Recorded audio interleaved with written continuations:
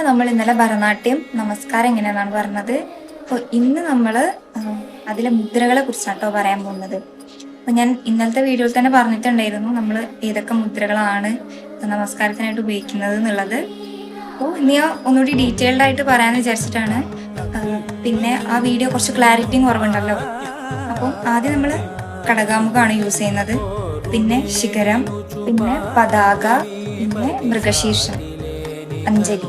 ഇത്രയും മുദ്രകളാണ് നമ്മൾ നമസ്കാരത്തിന് വേണ്ടിയിട്ട് ഉപയോഗിക്കുന്നത്. ഇത് അഞ്ജലി മാത്രം വരുന്നത് സംയുക്താസ്തങ്ങൾ. സംയുക്താസ്തങ്ങൾ എന്ന് പറഞ്ഞിട്ടുണ്ടെങ്കിൽ നമ്മുടെ രണ്ട് കൈയും നമ്മൾ യൂസ് ചെയ്തിട്ട് മുദ്രകൾ പറയുന്നതിനാണ് സംയുക്താസ്തങ്ങൾ എന്ന് പറയുന്നത്. അഞ്ജലി, കബോധം, കർക്കിടകം, സ്വസ്തികം, അങ്ങനെ കുറേ മുദ്രകൾ വരുന്നുണ്ട്. അപ്പൊ ഇതൊക്കെ സംയുക്ത, അതായത് രണ്ട് കൈയും കൂടി വെച്ചിട്ടാണ് നമ്മൾ പറയുന്നത്. അസംയുക്ത ഹസ്തങ്ങളാണ് ബാക്കി മുദ്രകൾ, അതായത് പതാക, തൃപ്പതാക, അർദ്ധപതാക, തൃപ്പതിമുഖം, അതൊക്കെ വരുന്നത് അസംയുക്ത ഹസ്തങ്ങളാണ്. അപ്പോൾ മുദ്രകളെ കുറിച്ച് ഡീറ്റെയിൽഡ് ആയിട്ടുള്ള വീഡിയോ ഞാൻ പിന്നെ ചെയ്യുന്നുണ്ട്. പിന്നെ ഡെയിലി നമ്മൾ പ്രാക്ടീസ് ചെയ്യും. ഇപ്പം ഞാൻ ഇന്ന് ഇടുന്ന വീഡിയോ ആണെങ്കിൽ ഇന്ന് തന്നെ ചെയ്ത് നോക്കാം. എന്നിട്ട് അതിലെന്തെങ്കിലും ഡൗട്ട്സോ കാര്യങ്ങളോ ഉണ്ടെങ്കിൽ ചോദിക്കാം. അത് ഒരു പ്രാവശ്യം അല്ലെങ്കിൽ 2 പ്രാവശ്യം ചെയ്യുന്ന സമയത്ത് അത് ശരിയായിക്കോണമെന്നില്ല, കുറേ അധികം ടൈം എടുക്കും. അപ്പോൾ ടൈം എടുത്ത് നിങ്ങൾ ചെയ്യാം.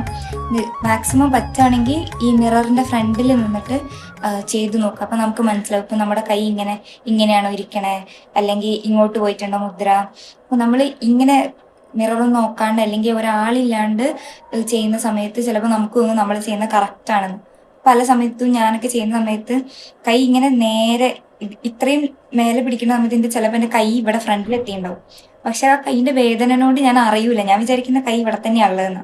അപ്പം നമ്മൾ അത് ശ്രദ്ധിക്കുക. അപ്പോൾ അങ്ങനത്തെ മിസ്റ്റേക്ക് നമുക്ക് കുറയ്ക്കാൻ പറ്റുന്ന ഏറ്റവും നല്ലൊരു മാർഗം എന്ന് പറയുന്നത് മിററിൻ്റെ ഫ്രണ്ടിൽ നിന്നിട്ട് പ്രാക്ടീസ് ചെയ്യാന്നുള്ളതാണ്. പിന്നെ വരുന്ന ദിവസങ്ങളിൽ ബാക്കി നമ്മൾ അടവ് കാര്യങ്ങളൊക്കെ ഡിസ്കസ് ചെയ്യും.